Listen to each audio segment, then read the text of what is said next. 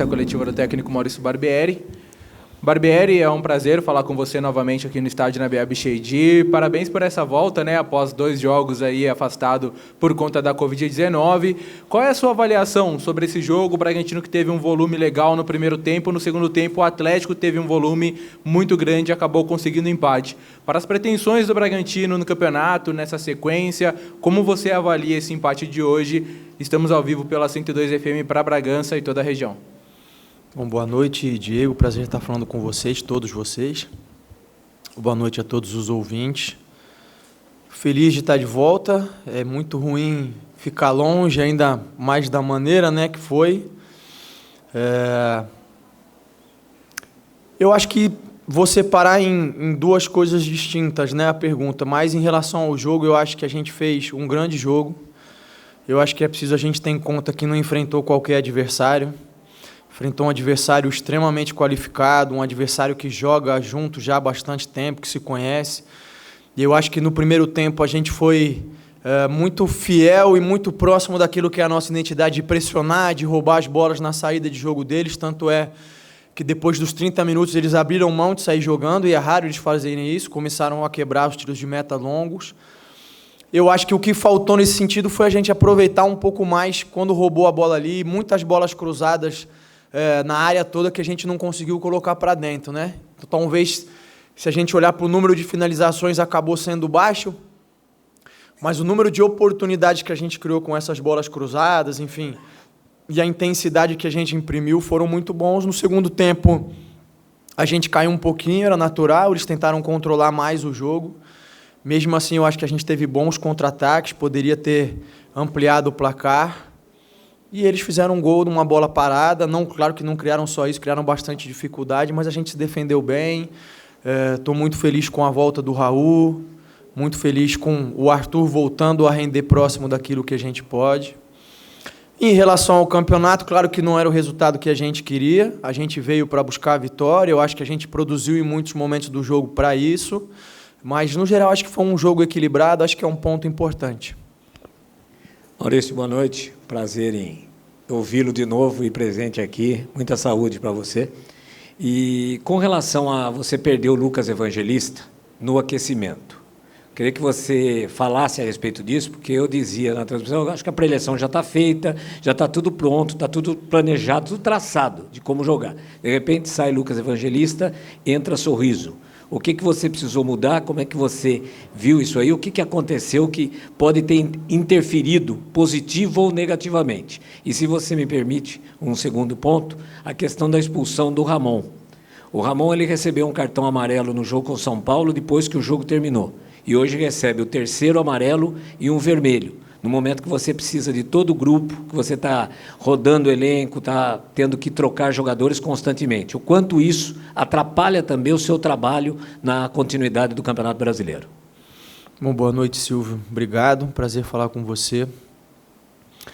Em relação ao episódio do Lucas, tem razão, é um momento em que está tudo ajustado, preparado, a gente já havia feito a pré-eleição, e é um momento que tenho que pensar rápido, tomar uma decisão. Poderia ter adiantado o Ramires, mas o Raul vinha muito tempo sem jogar, ia mexer demais, ia colocar ele numa circunstância de perigo. Então a gente optou por trazer o Arthur para dentro, que por sinal fez um jogo espetacular dentro. O Sorriso, que entrou muito bem. Eu acho que a gente tomou as escolhas corretas, eu acho que a equipe não sentiu, né? Claro que não contar com o Lucas tem um peso, mas eu acho que a equipe não sentiu, fez um grande jogo. Depois a gente ajustou ali algumas questões de bola parada, porque muda também. Mas foi tudo muito rápido. Eu acho que a gente, cada vez mais, até pelo tempo de trabalho, está mais preparado para circunstâncias como essa, né? De improviso, de ter que ajustar as coisas. Acho que foi bom. Em relação ao Ramon, eu acho que ele se excedeu ali na cobrança, concordo, a gente vai conversar com calma. Agora, eu preciso saber quem é que dá cartão para o juiz, porque ele faz o que quer, pinta e borda, falta com educação, distrata as pessoas. Numa falta que o Ramires sofreu, ele deu um soco na bola, botou o dedo na cara do Ramires, o Arana deu um tapa na cara do Jean Hurtado, e aí tem VAR e ninguém vê. Eu tomei o cartão, porque quando o Arthur foi para cima aqui, num lance que poderia ser pênalti, eu falei para o Bandeira, tem que checar. E o árbitro mandou bater a falta sem nem esperar checar. E se tivesse sido pênalti? Aí, pelo protocolo, ele não pode voltar atrás. E quem é que dá cartão para o árbitro?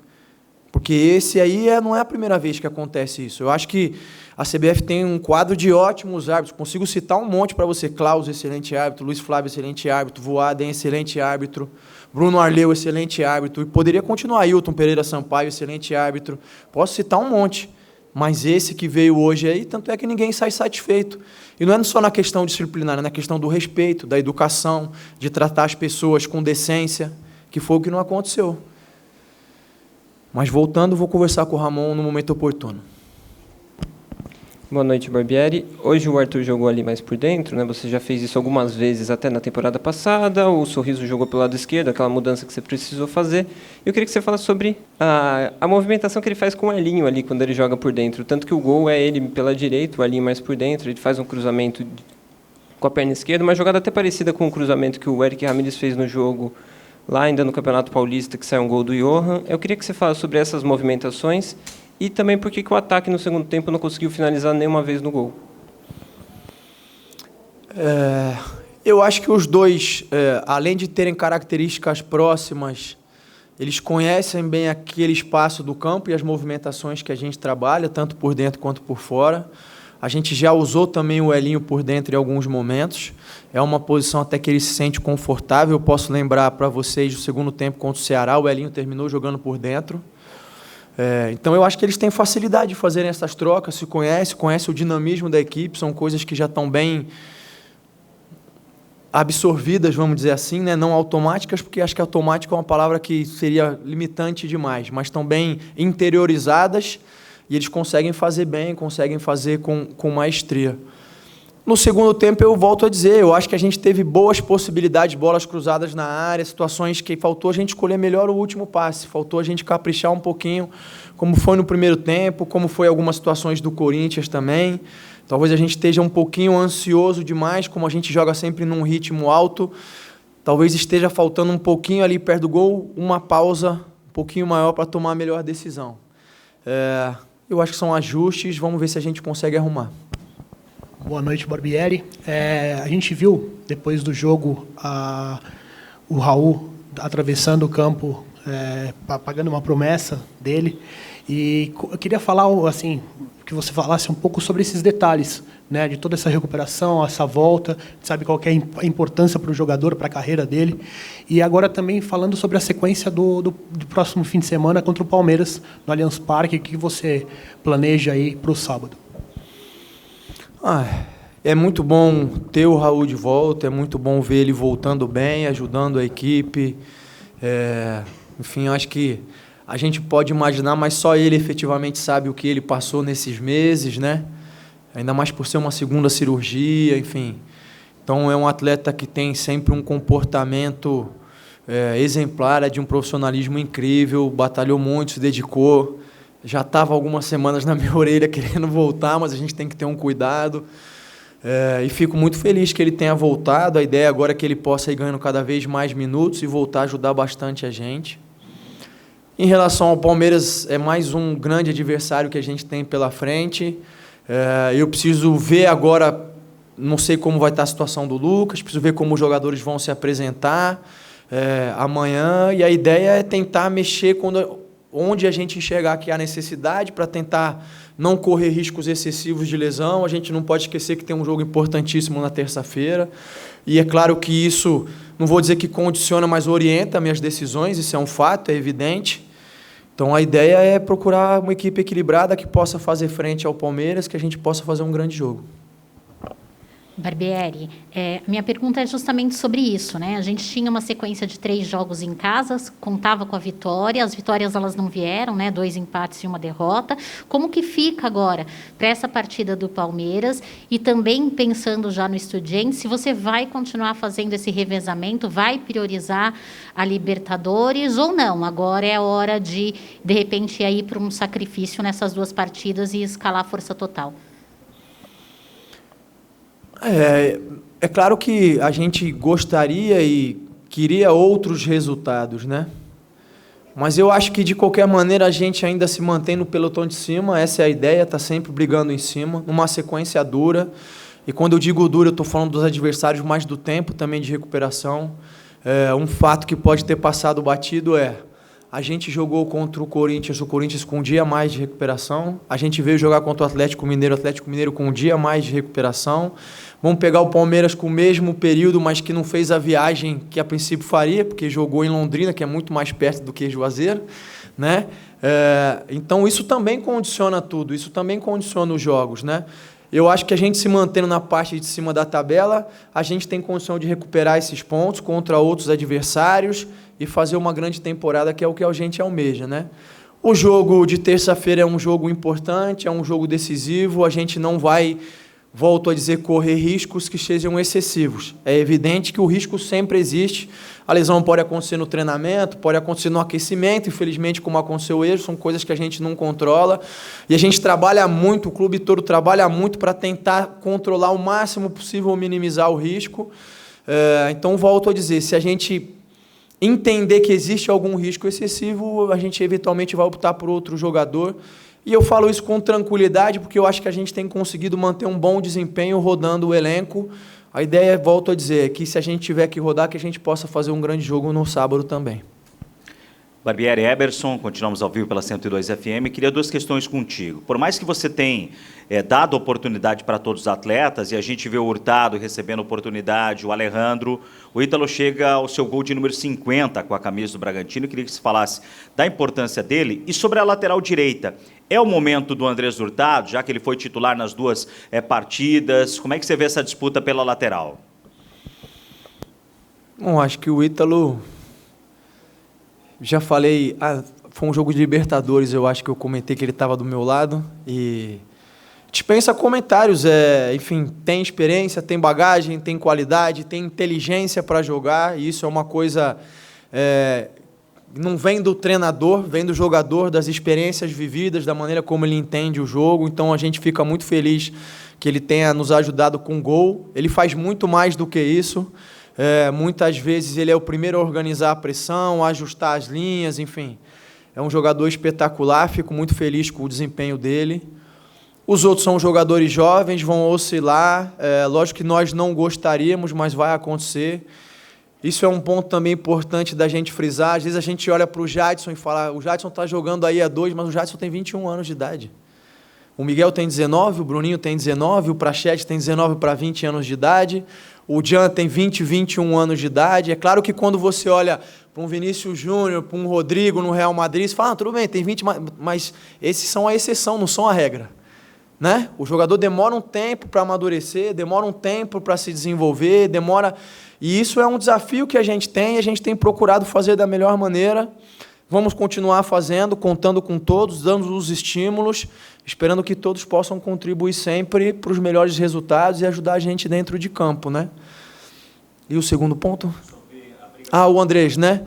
Acho que o Andrés vem muito bem, vem fazendo grandes jogos. O Aderlan sempre foi um ponto de apoio importante para a gente. Eu fico feliz de ter uma disputa sadia nesse nível, fico extremamente tranquilo de poder contar com os dois e vou fazer a escolha em função do adversário. Acho que hoje, para enfrentar um Keno, que é um jogador, além de ter muita qualidade, um jogador que tem capacidades físicas, de velocidade, de mudar a direção, eu acho que encaixava bastante com o jogo do Andrés. Tanto é que eu não me lembro do Keno ter passado muitas vezes pelo Andrés, foi uma vez ou outra, mas em geral ele não passou, não levou vantagem num contra um. Então, hoje encaixava bem o Andrés, pode ser que amanhã encaixe bem o Aderlan, e a gente vai trocando e vai optando sempre dentro daquilo que achar que é o melhor. Barbieri, boa noite. Eu queria que você falasse um pouquinho, que a gente viu a cúpula do Atlético saindo bem brava e insatisfeita, assim como você com a arbitragem, mas pelo lance ali do pênalti que voltou, da expulsão do Ortiz, o que você enxergou daquilo ali? Porque eles chegaram a falar, com o Atlético sempre é difícil, amanhã a gente vai estar guardando o áudio do VAR.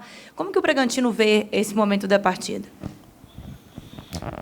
Boa noite. Eu ainda não vi o lance, mas pelo que eu entendi que foi me explicado, é claro, o jogador está em impedimento. O zagueiro não faz um ato de fazer o passe, e aí sim, se ele fosse fazer um passe para frente e errasse, aí a regra entende que isso habilita o atacante, que estava em situação de impedimento, pelo menos foi o que me passaram. né? Então, para mim, é claro, chutou, ele está impedido, bateu no zagueiro, sobrou para ele está impedido, ele está numa condição irregular.